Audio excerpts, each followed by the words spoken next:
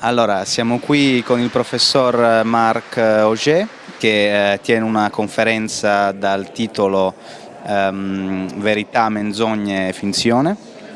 E volevo chiederle, professore, qual è il rapporto dell'antropologia alla verità? Eh bien, je crois que l'anthropologie a pour but de chercher la vérité. La vérité, c'est-à-dire de comprendre le fonctionnement d'une société particulière et d'essayer sous le nom d'anthropologie engagée, je dirais, d'essayer de dépasser ce niveau d'analyse pour penser le rapport social en général, ce que doit être le rapport social en général. Le rapport à la vérité, c'est un rapport compliqué, mais qui passe par l'exactitude des analyses, d'une part, et la clarté dans les intentions. Un ethnologue peut être tenté de défendre les conceptions qu'il étudie, et il me semble qu'on doit dépasser ce niveau-là, mais clairement et sans hypocrisie.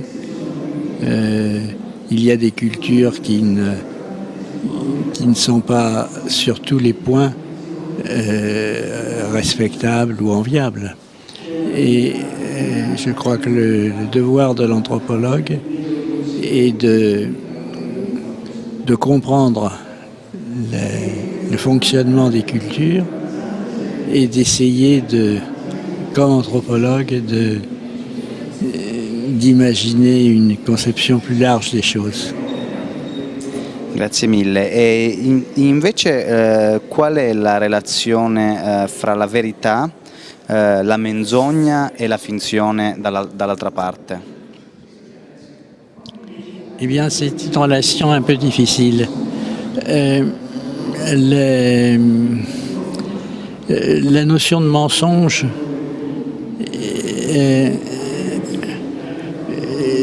on peut penser qu'elle est présente dans toutes les cultures, mais peut-être qu'on ne ment pas de la même manière dans chaque culture.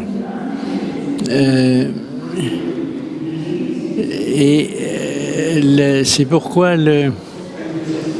lorsque l'ethnologue dialogue avec ceux qui l'étudient, il a souvent tendance à penser, à entendre ce qu'ils disent comme des fictions, c'est-à-dire pas comme des mensonges ni comme des erreurs, mais comme une manière de parler des choses. Et je crois que nous-mêmes, qui que nous soyons, nous vivons nos vies comme des fictions. Et à partir du moment où on s'en rend compte, ça nous rend plus attentifs aux fictions des autres. Et je crois qu'il faut avoir conscience de ce double aspect. Parce que sinon, on a l'air de considérer que les autres vivent selon des règles qui sont inventées, alors que nous serions, nous, dans la vérité. Et je crois qu'il faut sortir de ce point de vue et considérer que ce qui nous arrive, nous vivons nos vies avec des aventures, avec des contradictions, et nous les vivons comme des fictions. Et à partir du moment où on pense cela, on est plus attentif à la manière dont les autres construisent leur fiction. Ce qui ne veut pas dire qu'on n'y est pas attentif, mais je crois que c'est une manière de mieux comprendre les choses. Quant au mensonge, le mensonge, il varie selon les cultures. Je racontais une anecdote au terme de laquelle je m'en voulais d'avoir ri avec l'Assemblée lorsque quelqu'un s'était défendu d'avoir attaqué un autre, puisque, dit-il, il n'était pas là, il n'était pas présent. Ce qui était effectivement une chose rigolote, dans la mesure où cet homme partageait les conceptions pendant desquelles on l'accusait. Autrement dit, peut-être qu'il était en train de mentir. Même s'il était effectivement pas là, peut-être qu'il était en train de mentir sur le fait que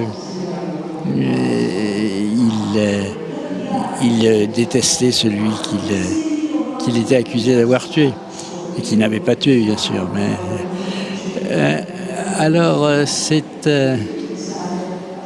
une chose un peu compliquée et qu'il faut essayer de comprendre.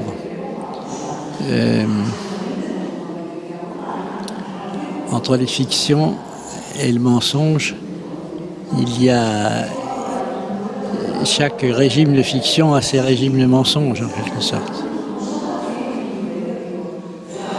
Ce qui ne veut pas dire que je ne